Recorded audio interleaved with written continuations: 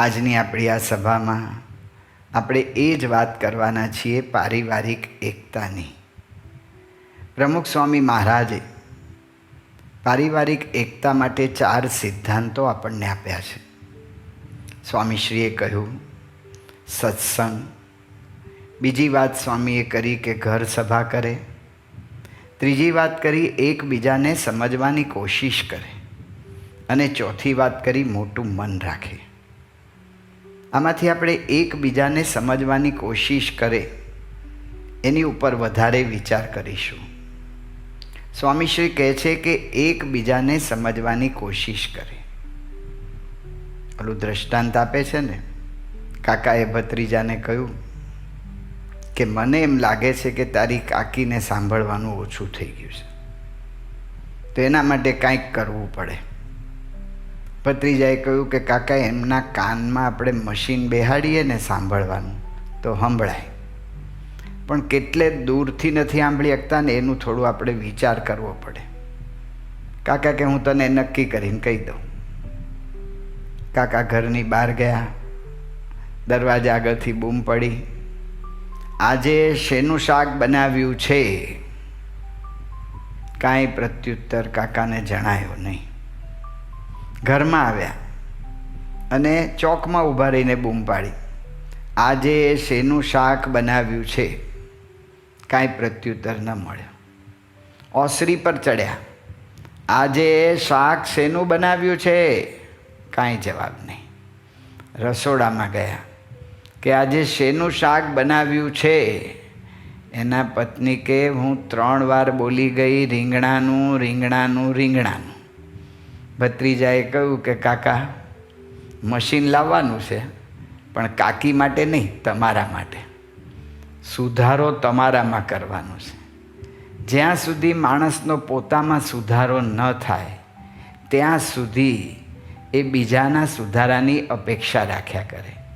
પંચાળાના 3જા વચનામૃતમાં મહારાજ કહે છે કે જે પોતાનો અવગુણ નથી જોતો એને અતિ મૂર્ખ કહ્યો. અને મધ્યના 53માં વચનામૃતમાં મહારાજ કહે છે કે પોતાનો અવગુણ ન સૂજે એ જ મોહ છે. તો પહેલાં હું મારામાં ક્યાં સુધારો કરવાનો છે એ સમજવાની કોશિશ કરું. સમજવામાં એક વાત છે કે મહિમા સમજવો. આપણે જોઈએ છીએ કુટુંબમાં બધા ભેગા રહીએ છીએ, સાથે રહીએ છીએ, હેતપ્રીતથી રહીએ છીએ, પણ એનું કારણ મહિમા નથી. એનું કારણ છે આપણું કયું કરે છે, આપણું મનનું સાચવે છે, આપણું રાખે છે, એટલે કે મારા અહમનું પોષણ થાય છે. અહમ અને મમત્વથી આપણા સંબંધો બંધાયેલા છે. મહારાજ કહે છે કે જો મહિમાથી બંધાય તો કામ થાય. પ્રમુખ સ્વામી મહારાજ બોટાદમાં પધાર્યા હતા અને બોટાદમાં સ્વામીએ કથા કરતાં વાત કરી હતી કે જ્યારે સગાઈ થાય ત્યારે વહુને પ્રથમવાર સાસુ મળે ત્યારે સાસુ એ વહુને 500 રૂપિયા, 1000 રૂપિયા એવી કંઈક ભેટ આપે. આ શેની ભેટ? તો લોકમાં એવું કહેવાય કે મોઢું જોયાના, આ મોઢું જોયાની ભેટ છે, આ મોઢું જોયાના પૈસા આપ્યા.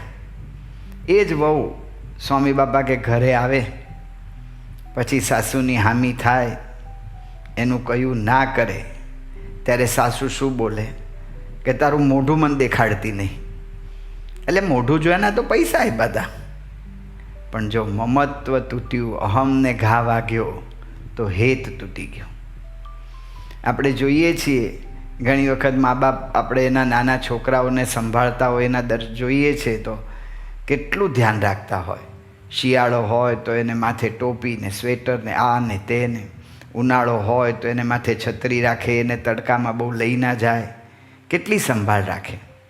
એ જ છોકરો મોટો થાય ને મા બાપની મરજી તોડે, એની સામો થાય તો મા બાપ શું બોલે? આના કરતાં તો પેટે પથ્થરો પાક્યો હોત તો સારું હતું.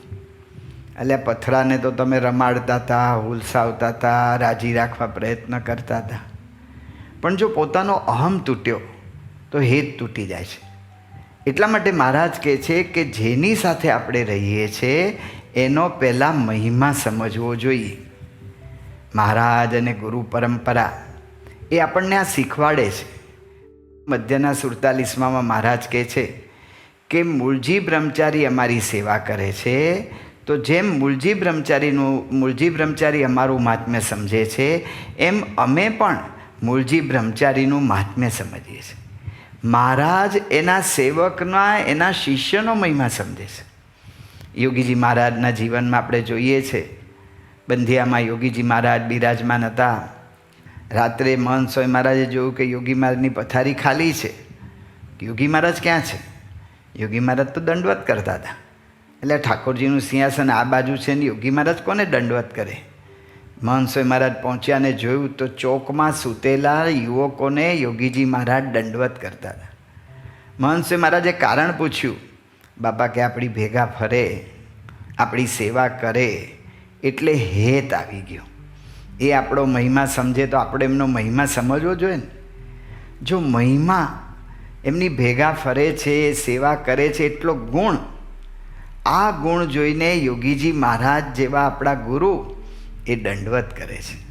મહંત સ્વામી મહારાજે બહુ વખત પહેલાં એક વખત કહેલું, ત્યારે સ્વામીશ્રી ગાદી પર નહોતા પધાર્યા અને પૂજ્ય શ્રુતિપ્રિય સ્વામીને પૂજ્ય મુનિચિંતન સ્વામી એમની સાથે સેવકમાં હતા. ત્યારે સાહજિક રીતે એક વખત વાતચીતમાં સ્વામી એવું બોલી ગયા હતા કે હું રોજ પૂજામાં આ બંને સેવકોને દંડવત પ્રણામ કરું છું. એ ભીડો બેઠે છે, એ ગુણ જોઈને સ્વામી કે હું રોજ દંડવત કરું છું. પ્રમુખ સ્વામી મહારાજ સૂતા હતા અને નારાયણચરણ સ્વામી એમની બાજુમાં ત્યાં રૂમમાં હતા. એમણે જોયું સ્વામીની કોઈ દિવસ પ્રકૃતિ નહીં માથે ઓઢીને સૂવું, પણ સ્વામી માથે ઓઢી ગયા હતા. માથે ઓઢી ગયા એટલે એમને નવાઈ લાગી. એટલી વારમાં તો જોયું તો અંદર ચાદરની અંદર લાઇટ થઈ. થોડી વારમાં લાઇટ બંધ થઈ ગઈ. સ્વામીશ્રીએ ચાદર મોઢા પરથી કાઢી નાખી. નારાયણચરણ સ્વામીને ખ્યાલ આવ્યો કે બાપા જાગે છે. એટલે બાપાને પૂછ્યું, બાપા શું કરતા હતા?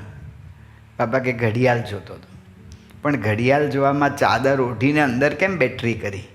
બાપા કે હું ઘડિયાળ ઉપર બેટરી નાખું અને તારી આંખ ઉપર પ્રકાશ પડે તો તારી ઊંઘ ઉડી જાય, એટલા માટે હું અંદર રાખીને જોતો હતો. જો મહિમાથી સામેની વ્યક્તિ એની સેવા, એની સંભાળ, એની વૃત્તિ એ આપણા ગુરુ પરંપરા આવી રીતે કરે છે. આવી રીતે એની સેવા કરે છે. હવે મારે વિચાર કરવાનો કે મારા ભગવાનને મારા ગુરુ એ પોતાની સાથે રહેનારા હોય એની આટલી આવી રીતે મહિમા સમજે છે, તો મારે પણ આ સમજવો જોઈએ. એટલે સ્વામી કહે છે કે એકબીજાને સમજવાની કોશિશ કરે. સમજે એટલે કે એના ગુણને સમજે, એના મહિમાને સમજે. જો આવો એક કાર્યક્રમ રાખ્યો હોય ગુણ ગ્રહણનો, તો ખરેખર આપણને ખૂબ જ લાભ થાય. અત્યારે આપણે સભાઓ, ઘર સભા થાય, એ ઘર સભાની અંદર દર અઠવાડિયે એકાદ કાર્યક્રમ આવો રાખી જોવાનો. ગુણ ગ્રહણ, ઘરના બધા સભ્યો એક સભ્યનું એક બધા જ ગુણ કહે, પછી બીજા સભ્યોનો બધા કહે, પછી ત્રીજા સભ્યનો બધા કહે. બીજે અઠવાડિયે એવું કરાય કે ભાઈ આ એક અઠવાડિયામાં જે ગુણ જોયો એ કહો. ખરેખર આખું વાતાવરણ બદલાઈ જાય છે. એનો ગુણ ગ્રહણ થાય, કદર થાય, પ્રશંસા થાય. આ રીતે મહિમા સમજાય તો અંદરથી શાંત થઈ જવાય છે. આપણને આમ નાની મોટી મારા જેવાને આમ અંતરમાં થયા જ કરે, આ કેમ આમ કરે છે, આ બરાબર નથી, અને બરાબર ઠપકારવો જ પડશે, એવું બધું નાની નાની અંદર આપણને આમ મૂંઝવણ જેવું અથવા તો આપણને એવી રીતે બળતરા જેવું રહ્યા જ કરે છે. પણ જો આ ગુણ ગ્રહણની ટેવ પડી જાય ને તો અંદરથી શાંત થઈ જવાય. અમેરિકાના ઉદ્યોગપતિ રોકફેલરની વાત આપણે સાંભળી છે. એના એક કાર્યકર્તાએ એટલો મોટો એક સોદો કર્યો, પણ સોદામાં બહુ મોટું નુકસાન, એક મોટા સોદામાં બહુ મોટું નુકસાન આખી કંપનીને કરાવી દીધું. અને કંપનીને નુકસાન થયું, એને લીધે બધા જ ફફડી ગયા કે હવે આને તો નોકરીમાંથી કાઢી જ મૂકશે. રોકફેલર પણ એકદમ ગુસ્સે થઈ ગયો કે કંપનીને આટલું મોટું નુકસાન જાય એ રીતે આવું સાહસ કરાય. અને એ વખતે રોકફેલરે વિચાર કર્યો, એની ઓફિસમાં જઈને બેઠા, એમણે એના ગુણ લખ્યા ગુણ બધા એવું લખ્યા કે ક્યારે ક્યારે કંપનીને આણે ફાયદો કર્યો છે, એ બધા ગુણો લખ્યા, એના પર મનન ચિંતન કર્યું, પછી ઓલા ભાઈને બોલાવ્યા. એટલે ઓલા ભાઈ જ્યારે આવ્યા ત્યારે રોકફેલર એની સાથે શાંતિથી વાત કરી શક્યા અને એને માફ કરી શક્યા. અને એને લીધે એ ભાઈને તો અંતરમાં હિંમત અને બળ આવી ગયું કે હું સાહસ કરું તોય મારો માલિક એ મારી સાથે છે. પણ બીજા બધા એની સાથેના જે બધા કાર્યકર્તાઓ હતા એ બધાને વિશ્વાસ આવી ગયો કે આપણા માલિક એ કાયમ આપણને સાચી રીતે જોશે, તટસ્થતાથી જોશે. જો મહિમા સમજે તો તરત જ અંદરથી શાંત થઈ જવાય છે. અને શાંત થવાય છે એટલા માટે સ્વામી કહે છે કે એકબીજાને સમજવાની કોશિશ કરે. એટલે સમજવું એટલે એક એ કે એનો મહિમા સમજવો, એના ગુણ જાણવા અને એને કદર કરવી, અંતરથી એની પ્રશંસા કરવી, એને કદર કરવી. બીજી વાત છે એકબીજાને સમજવાની કોશિશ કરે. સમજવું એટલે સ્વામી કહે છે કે પ્રકૃતિ ઓળખી રાખવી.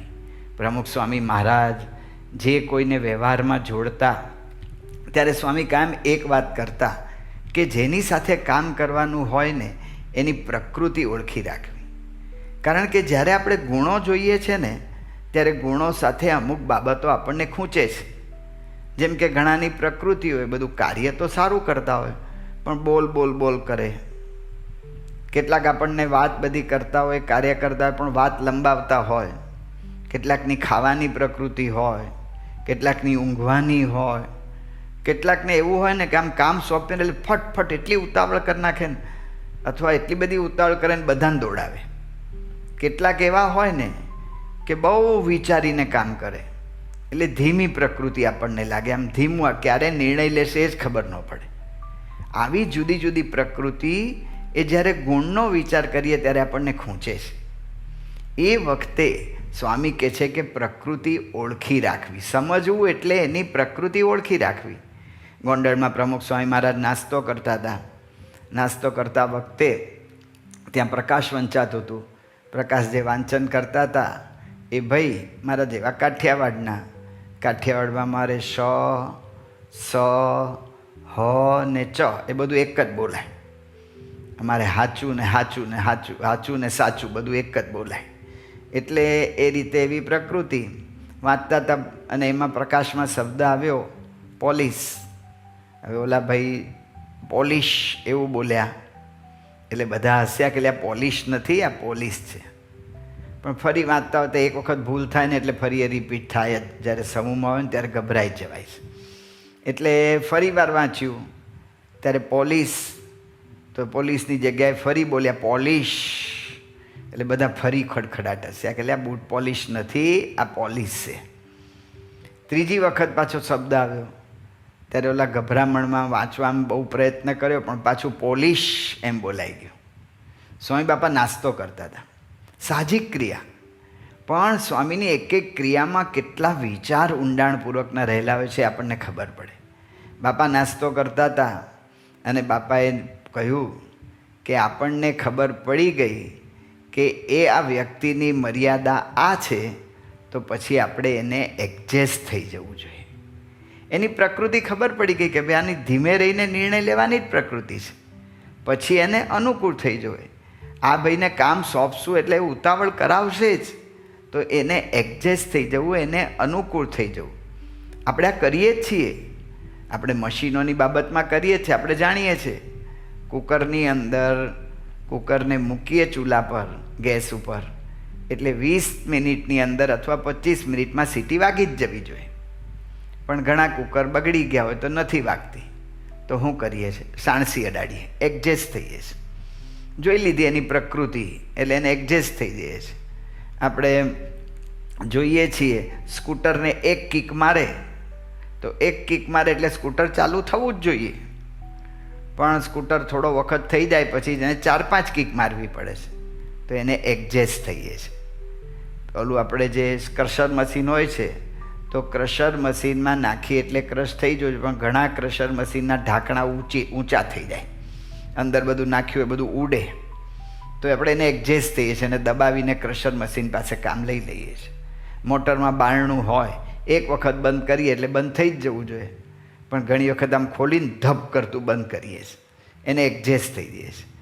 બીજે બધે આપણે પ્રકૃતિ જોઈને એડજસ્ટ થઈ, પણ સ્વામી કહે છે માણસની સાથે એડજસ્ટ થવું. જેમ તુકારામ મહારાજ હતા, ભજન કરવા બીજે ગામ ગયા હતા, એક ભારો શેરડીનો 25-30 શેરડી એનો આખો ભારો એમને ભેટ આપ્યો. તુકારામ મહારાજ ઘરે આવ્યા, ગામમાં આવ્યા, નાના નાના છોકરા ચોંટી પડ્યા, મહારાજ પ્રસાદ, મહારાજ પ્રસાદ. તુકારામ મહારાજ તો ઉદાર દિલ, જે માગે એને આખો સાઠો આપી દે. આ સમાચાર એને ઘેર પહોંચી ગયા. આવા પહોંચાડનારા હોય છે લોકમાં. તેના ઘેર સમાચાર પહોંચી ગયા કે જોજે ને તારો ધણી તારા માટે હું લાવે છે. એની પત્ની તૈયાર જ ઊભી હતી, અને એણે જેવા તુકારામ મહારાજ આવ્યા એટલે પૂછ્યું પ્રસાદ. એક સાઠો વધ્યો હતો, તુકારામ મહારાજ એને આપ્યો. એટલો ગુસ્સો ચડ્યો એની પત્નીને કે એ સાઠો લઈને તુકારામના બરડે ફટકાર્યો, 2 ટુકડા થઈ ગયા. તુકારામ કે તું કેવી ડાહી છો, તે 2 ટુકડા કરી દીધા. ચાલ અડધો તું ખા, અડધો હું ખાઉં, એડજસ્ટ થઈ જવું, અનુકૂળ થઈ જવું. તુકારામે એની પત્નીની મર્યાદા, આ ગુસ્સે થવાની મર્યાદા, એના ઉપર ધ્યાન ના આપ્યું, પણ આમાં શું સારું થયું એના પર વિચાર કરીને એને એડજસ્ટ થઈ ગયા, સવળો વિચાર કર્યો. પ્રકૃતિને અનુકૂળ થવા માટે શ્રીજી મહારાજે વાત લખી છે કાર્યાણીના 3જા વચનામૃતમાં. મહારાજ કહે છે કે ઉપરની પ્રકૃતિથી ગુણ કે દોષ ઓળખાતા નથી. પરીક્ષા તો ભેળા રહે થાય, તે ભેળા રહે ત્યારે બોલ્યામાં જણાય, ચાલ્યામાં જણાય, ખાતે જણાય, પીતે જણાય, સૂતે જણાય, ઉઠતે જણાય, બેઠતે જણાય, એમ ક્રિયાને વિશે એની જણાય છે. આ કેમ આમ કરે છે એનો જો અભ્યાસ કરવામાં આવે ને તો ખબર પડે. વાલ્મીકી રામાયણમાં વાત આવે છે, સુગ્રીવ ભગવાન રામચંદ્રજી સાથે વાત કરતા હતા. દધીમુખ નામનો વાંદરો આવ્યો, એકદમ ગુસ્સામાં બધું બોલતો હતો. બધા જ વાંદરા સ્વચ્છંદી થઈ ગયા છે. વાંદરાઓ હવે નિયમમાં નથી રહ્યા, ભવિષ્યની અંદર આપણને બહુ જ નુકસાન જવાનું છે, આમ તેમ ગુસ્સે થઈને બોલતો હતો. ભગવાન રામચંદ્રજીએ ત્યારે સુગ્રીવને કહ્યું કે આ શું કહે છે. વાઘરામ રામચંદ્રજી પણ સાંભળતા હતા, પણ એ આવી રીતે બોલ્યા એના પરથી એવું લાગે છે કે કદાચ વાનરાઓની ભાષા જુદી હોઈ શકે. તો રામચંદ્ર ભગવાને પૂછ્યું સુગ્રીવને કે આ શું કહે છે. ત્યારે સુગ્રીવ રામચંદ્ર ભગવાનને કહે છે દ્રષ્ટા મહાબાહો સીતા. આ એમ કહે છે કે અંગદ અને હનુમાન વગેરે જે બધા વાંદરાઓ આવી ગયા છે કિષ્કિંધા તરફ, એમણે સીતાને જોઈ લીધા છે. ભગવાન રામચંદ્ર કહે છે કે હું જોઉં છું કે આ ગુસ્સે થયેલો છે, અને તમે કેવી રીતે કહો કે આણે સીતાને જોઈ લીધા છે એવું કહે છે. એ કહે છે કે રામ, આ વાંદરાઓ અમારા કિષ્કિંધાની બહાર એક મધુફળની વાડી છે, એ મધુફળ અમે મહેમાનો માટે રાખી મૂકીએ છીએ. એટલે બીજા બધા વાંદરાઓને મનાઈ ફરવામાં આવી છે કે કોઈએ અંદર જવાનું નહીં. આ વાડીનું રક્ષણ આ દધીમુખ કરે છે. પણ એ એમ કહે છે કે વાંદરાઓમાં અંગદ અને હનુમાનજી બધા સાથે આ વાડીની અંદર ઘૂસી ગયા અને બધા મધુફળ ખાય છે. આટલો સ્વચ્છંદી વ્યવહાર માટે આ ફરિયાદ કરે છે. પણ મને ખ્યાલ છે ન એશામ અકૃતકાર્યાણામ ઈદૃશ સ્યાત વ્યતિક્રમ. મારા વાંદરા કોઈ દિવસ નિયમને લોપે જ નહીં. અતિશય આનંદનો કોઈક વિષય હોય ને તો કદાચ આવું સ્વચ્છંદભર્યું વર્તન થાય, બાકી થાય જ નહીં. અને અતિશય આનંદ એ જ હોય કે એમણે સીતાને જોઈ લીધા છે. અને આ વાત કરે છે એટલી વારમાં તો હનુમાનજીને અંગદને બધા વાંદરાઓ આવ્યા અને ભગવાન રામચંદ્રજીને આ વાત કરી. તો જો સુગ્રીવે વાંદરાઓની પ્રકૃતિનો અભ્યાસ કર્યો હતો. મહારાજ કહે છે ખાતે જણાય, પીતે જણાય, ઉઠતે જણાય, બેઠતે જણાય, ક્યારે શું કરશે. પ્રકૃતિ જો જાણીએ કે કેમ આમ વર્તે છે, એનું કારણ જાણવા પ્રયત્ન કરે તો આપણને એની અંદરથી ખુલાસો મળે કે અતિશય આનંદ છે એટલે આમ વર્તે છે. જે વાત મહાભારતની અંદર છે, મહાભારતના 10મા દિવસે જ્યારે ભીષ્મ પિતામહ બાણશયા પર પડ્યા ત્યારે કૌરવો અને પાંડવોની સેનાના બધા જ માણસો એમને દર્શને એમને મળવા આવી ગયા. કર્ણ એને ભીષ્મ પિતા સાથે પહેલેથી જ અણબનાવ, એટલે તો એ લડાઈમાં લડ્યા નહીં જ્યાં સુધી ભીષ્મ સેનાપતિ રહ્યા ત્યાં સુધી. એટલે એને ઈચ્છા નહોતી. પણ થયું કે હવે ઘરના એક વડીલ છે એટલે હાલો મળી આવીએ. એમ કરીને કર્ણ જ્યારે ભીષ્મ પિતાને મળવા ગયા ત્યારે ભીષ્મ પિતામહે ખુલાસો કર્યો કે કર્ણ, તને મારા માટે રુચિ નથી, મારા માટે અણગમો છે. હું જાણું છું કે હું તારી ટીકા નિંદા વારંવાર કરતો એટલે તને મારા માટે અણગમો રહે છે. પણ આજે હું તને કહું કે તારી ટીકા નિંદા હું કેમ કરતો હતો કે જો મેં તારી ટીકાને નિંદા કરી ન હોત ને તને પાછો ન પાડ્યો હોત તો તારામાં રહેલો ત્વેજો દ્વેષ એ તને જ નુકસાન કરી નાખત. તારું સારું થાય, તારો તેજો દ્વેષ તને બાળી ન નાખે, એટલા માટે હું તારી ટીકા નિંદા કરીને તને પાછો પાડતો હતો. હેતુ સમજાયો. આ હેતુ જાણ્યો ત્યારે કર્ણ ત્યાં ધ્રુસકે ને ધ્રુસકે રડ્યો. જો આ કેમ આમ કરે છે એનો અભ્યાસ કરીએ તો આપણને ખ્યાલ આવે અને એની અંદરથી મહિમા સમજાય. એટલે બીજી વાત છે કે સમજવું એટલે પ્રકૃતિ સમજવી. પહેલી વાત આવી કે સમજવું એટલે કે મહિમા સમજવો, ગુણ સમજવો. બીજી વાત છે કે સમજવું એટલે પ્રકૃતિ સમજવું. અને ત્રીજી વાત છે સમજવા એટલે કે દિવ્ય સમજવા. આપણે જે આ કૌટુંબિક એકતાની વાતો કરીએ છીએ, આપણો મુખ્ય ધ્યેય તો બ્રહ્મરૂપ થવાનો છે, અક્ષરધામમાં જવાનો છે. તો કૌટુંબિક એકતાની આ જે રીત, આ માધ્યમ દ્વારા આપણે એક સાધના થઈ જાય અને એ સાધના દ્વારા આપણે બ્રહ્મરૂપ થવાય ને અક્ષરધામમાં જવાય એ વિચાર કરવાનો છે. એટલા માટે ત્રીજી વાત છે કે સમજવું એટલે કે દિવ્ય સમજવા.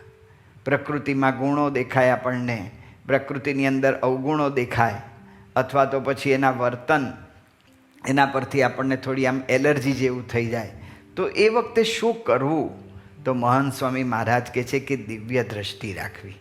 સ્વામીએ દિલ્હીથી પત્ર જે લખ્યો છે દરેક હરિભક્તોને 3/2/18 એમાં સ્વામીએ કહ્યું છે કે ઘરને સુંદર દિવ્ય મહલ બનાવો. ઘરને દિવ્ય મહલ કહેતા કે અક્ષરધામ બનાવો. અને એમાં સ્વામી અક્ષરધામ બનાવવામાં શું કરવાનું કહે છે? એમાં એક મુખ્ય મુદ્દો સ્વામી આ કહ્યો છે, ઘરમાં સભ્યોને સત્સંગની સમજણ એવી આપો કે પ્રથમ તો એકબીજાને મુક્ત સમજે. પછી સ્વામી કાઉન્સમાં લખે છે ખરું જોતા તો મુક્તો છે. એનો અર્થ શું થયો? સ્વામી કહે છે કે આ ખરેખર મુક્તો છે. આપણે જોઈએ છીએ કે આપણે ઘેર મારા પુત્ર તરીકે આવ્યા કે પુત્રી તરીકે આવ્યા કે પછી મારા પત્ની તરીકે આવ્યા કે જે કઈ રીતે આપણો કૌટુંબિક સંબંધ એ રીતે આવ્યા. પણ ખરેખર સ્વામી કહે છે કે એનો જીવ એ મુક્ત છે. તો પહેલું તો આ માર્ગમાં, આ આધ્યાત્મિક માર્ગ છે, અને કયો જીવ ક્યારે કેવી રીતે પ્રવેશ કરે છે અને કયો જીવ ક્યાંનો છે એનું આપણને ખ્યાલ જ નથી. એટલે સ્વામી કહે છે, એ તો પહેલું એટલા માટે આપણે શું કરવું પડે કે સ્વામી કહે છે એ સ્વામીના વચનમાં વિશ્વાસ. આપણી દ્રષ્ટિ ત્યાં પહોંચી શકે એવી નથી, આપણી બુદ્ધિ એને પામી શકે એવી નથી. એટલે સ્વામી કહે છે કે સંબંધનો મહિમા. આમને મહારાજ અને પ્રમુખ સ્વામી મહારાજનો સંબંધ થયો છે, મહંત સ્વામી મહારાજનો સંબંધ થયો છે, અને સંબંધે કરીને દિવ્ય છે. એના ગુણે કરીને કે બ્રહ્મરૂપ થયા છે એને લીધે એ દિવ્ય છે એવું નથી, પણ સંબંધે કરીને દિવ્ય છે. જેમ આપણે જોઈએ છીએ, અમે અહીં સારંગપુરમાં રહીએ છીએ તો ખીજડો છે એ મહારાજનો પ્રસાદીનો છે. લગભગ 250 વર્ષથી વધારે વર્ષો એની ઉંમર થઈ હશે. આટલા વર્ષોમાં મહારાજનો પ્રસાદીનો છે, શાસ્ત્રી મહારાજનો પ્રસાદીનો છે, યોગીજી મહારાજ પ્રસાદીનો, પ્રમુખ સ્વામી મહારાજ, મહંત સ્વામી મહારાજ, દરેકનો પ્રસાદીનો છે. તેમ છતાં પણ એ ખીજડો કોઈ દિવસ હજી સુધી અમને કેરી આપી નથી. એ કાંટા આપે છે અને હાંગરીઓ આપે. તો એનો સ્વભાવ મુકાયો નથી, પણ આપણે એને પગે લાગીએ છીએ, એની પ્રદક્ષિણા કરીએ છીએ. કેમ? એને મહારાજ અને સ્વામીનો સંબંધ થયો. તો જેમ આપણે સત્સંગીઓનો સંબંધથી મહિમા સમજીએ છીએ અથવા મહારાજના પ્રસંગમાં આવેલી વ્યક્તિઓ દ્વારા સંબંધનો મહિમા સમજીએ છીએ, એમ આપણા કુટુંબના સભ્યો પણ મહારાજ અને સ્વામીના સંબંધમાં આવ્યા છે. અને એટલા માટે એનો મહિમા એ રીતે ત્યાં સમજવો જોઈએ અને એ રીતે સ્વામીનું વચન સ્વીકારીએ કે બધા જ દિવ્ય છે. ખાલી કલ્પના કરીએ ને તો આપણને આનંદ આવી જાય. ઘરમાં બધા જ દિવ્ય, બધા દિવ્ય એક સાથે ટેબલ ખુરશી પર જમતા હોય, બધા જ દિવ્ય એક સાથે સૂતા હોય, બધા જ દિવ્ય ઘરમાં આમથી આમ આટા મારતા હોય, એ દિવ્ય સોફા ઉપર પલંગ પર આમ બે પગ ઊંચા ચડાવીને બેઠા હોય, તો દિવ્ય છે. દિવ્યની એક ખાલી કલ્પના કરીએ ને તોય આપણને આનંદ આવી જાય. આવો જ્યારે મહિમાનો વિચાર, ગુણગ્રહણનો વિચાર, દિવ્યતાનો વિચાર કરીએ છીએ ત્યારે પ્રશ્ન ઘણી વખત હરિભક્તોને એ થાય છે કે આવું જો વિચારીએ ને સ્વામી, તો ઘરમાં આપણને બધા દબાવી દે, પછી આપણે કોઈને કંઈ કહી જ ના શકીએ. તો શું એને ઠપકો ન આપવો? બરાબર વર્તે છે ન વર્તે ત્યારે એને ટોકવા કે નહીં? કરી શકાય. ભગવાનના સંબંધથી મુક્તો છે, એને કહેવાનું હોય ત્યારે કહી શકાય. પણ પ્રમુખ સ્વામી મહારાજ કહે છે કે જો મહિમા સમજીને આ રીતે એનો આપણે મહિમા સમજ્યા હોય, એનો ગુણ ગ્રહણ કર્યો હોય, એને દિવ્ય સમજ્યા હોય, તો કહેવાની રીતમાં ફેર પડી જાય. જેમ બિલાડી એના જે દાંતથી ઉંદરને પકડે છે ને 2 કટકા કરી નાખે છે, એ જ દાંતથી એ એના બચ્ચાને પકડે છે અને એક ઘરથી બીજે ઘર મૂકી આવે છે, પણ એને એક લેસરકો સરખો વાગતો નથી. મહંત સ્વામી મહારાજ આ દ્રષ્ટાંત આપીને કહે છે કે એવી રીતે રીતથી આપણી કહેવાની રીતમાં ફેર પડી જાય. એને આ મહિમા સમજવાથી એ રીતમાં ફેર પડી જાય. એટલે સ્વામી કહે છે કે જો આ મહિમા સમજ્યા હોઈએ તો આપણે નમ્રતાથી કહીએ, કારણ કે એનો ગુણોનો વિચાર કર્યો છે, વિવેકપૂર્વક કહીએ. મહિમા સમજ્યા હોઈએ તો પોતાના જાણીને કહેવાય, કેવળ હિત માટે કહેવાય. આપણા એક હરિભક્ત, એના દીકરાઓ એને ભણાવવા માટે પોતે ગામડેથી ખેતીવાડીને બધું વેચીને શહેરમાં રહેવા આવ્યા કે દીકરા સારું ભણી શકે શહેરમાં. અને દીકરા બંને શહેરમાં આવ્યા અને ફેલ ફતુરમાં ચડી ગયા, નપાસ થયા. હરિભક્તે એના દીકરાઓને બોલાવ્યા અને બોલાવીને એ હરિભક્ત વાત કરતા હતા, જો પોતાના જાણીને અને કેવળ હિત માટે એ રીતે વાત કરવા ગયા ને એને ડૂમો ભરાઈ ગયો ને રડી પડ્યા. છોકરાઓનું પરિવર્તન એની મેળે થઈ ગયું.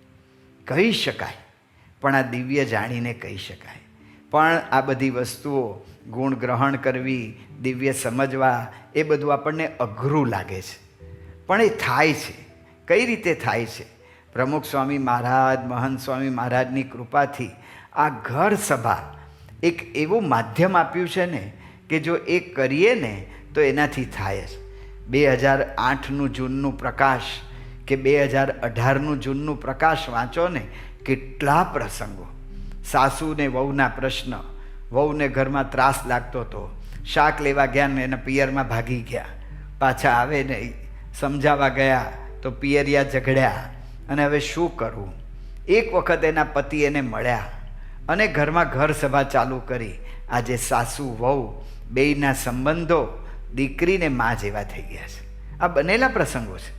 પતિને પત્ની, પત્ની માટે પતિને એટલો બધું ત્રાસ થતો હતો, અડધી રાત્રે 2-2 વાગે પત્નીના પિતાને ફોન કરે, કહેતા કે એના સસરાને ફોન કરે કે તમારી દીકરીને અત્યારે લઈ જાઓ. છૂટાછેડા લેવાની તૈયારી હતી. ઘર સભા શરૂ થઈ. આજે કુટુંબ હર્યું ભર્યું અને સુખેથી જીવન જીવે છે. આ ઘર સભા એટલું સુંદર માધ્યમ છે ને, એટલા માટે મહંત સ્વામી મહારાજે કહ્યું કે આપણે ઘર સભાને અતિ સુંદર દિવ્ય સાધન બનાવો. તો પહેલું તો અંતરદ્રષ્ટિ કરીએ. આપણને સમય છે અંતરદ્રષ્ટિ કરવાનો, તો અંતરદ્રષ્ટિ કરીએ કે મારે મારામાં સુધારો ક્યાં કરવાનો છે. અંતરદ્રષ્ટિ કરીએ, બેસીએ, નોટ પેન લઈને બેસીએ અને ઘરના બધા સભ્યોના ગુણનું લેખન કરીએ. અને પછી જ્યારે એની સાથે વર્તન કરવાનું થાય ત્યારે એનો ગુણ અને એની ભાવના, એ બેયના વિચાર સાથે ઘરના સભ્યો સાથે વર્તીએ, ફેર પડી જ જાય. 100% ફેર પડી જાય. બીજી વાત છે આ ઘર સભા. જે ઘર સભા એ તો કદાચ આપણે અંતરદ્રષ્ટિ ન કરતા હોય તો પણ કરાવે એવું માધ્યમ છે. તો એ ઘર સભાને સ્વામી કહે છે કે અતિ સુંદર દિવ્ય સાધન બનાવો. દિવ્ય મહેલ કહેતા કે ઘર અક્ષરધામ બની જાય એવું સાધન બનાવો. તો એ ઘર સભા રસપ્રદ થાય એના માટે પ્રયત્ન. ઘણા બધા કુટુંબોમાં તો એવો પ્રયત્ન થયો છે કે બાળકોને જ સોંપી દેવામાં આવ્યું. બાળકો જ નક્કી કરે કે આજે ધૂન કોણ બોલાવશે, આજે વાંચન કોણ કરશે, આજે કીર્તન કોણ ગાશે, એ લોકો જ કાર્યક્રમ નક્કી કરી દે. નવા નવા કાર્યક્રમો થઈ શકે, પ્રશ્નોત્તરી કરીએ, રમત કરીએ, મંદિર સ્મૃતિ દિન, આજે જુદા જુદા મંદિરની સ્મૃતિ, બીજે દિવસે ઉત્સવ સ્મૃતિ દિન, આજે જુદા જુદા ઉત્સવની સ્મૃતિ કરીએ, ગુણ ગ્રહણ દિન, બધા એકબીજાના ગુણ કે, અંતરદ્રષ્ટિ દિન, બધા માફી માગે પોતાની જે કંઈ ભૂલ થઈ હોય એની, હેલ્થ ડે, ઘરમાં સ્વાસ્થ્ય કેવી રીતે સારું થાય એનું, એવી રીતે એજ્યુકેશન ડે, તો શિક્ષણ કેવી રીતે આગળ વધી શકે, આવો બધો વિચાર કરીને જો ઘર સભાને આવું સાધન બનાવશું અને આ કૌટુંબિક એકતા એ કેવળ આ લૌકિક રીતે નહીં પણ મારે અક્ષરરૂપ થવામાં, બ્રહ્મરૂપ થવામાં, અક્ષરધામમાં જવામાં, કૌટુંબિક એકતા માટે હું જે કરું એ મારી સાધના બની રહે, એને સાધના તરીકે વિચારશું તો ખરેખર આપણને જે આ દિવ્ય પ્રાપ્તિ થઈ છે, મહારાજનો જે યોગ થયો છે, મહંત સ્વામી મહારાજ, પ્રમુખ સ્વામી મહારાજ જેવા ગુરુનો જે યોગ થયો છે, એ યોગથી આપણે આ છતી દેહે અક્ષરધામનું સુખ ભોગવી શકીશું. તો એ રીતે આપણે અક્ષરધામના સુખને પામી શકીએ, કૌટુંબિક એકતા દ્વારા શાંતિ સ્થાપી શકીએ, એ જ મહારાજ સ્વામીને પ્રાર્થના.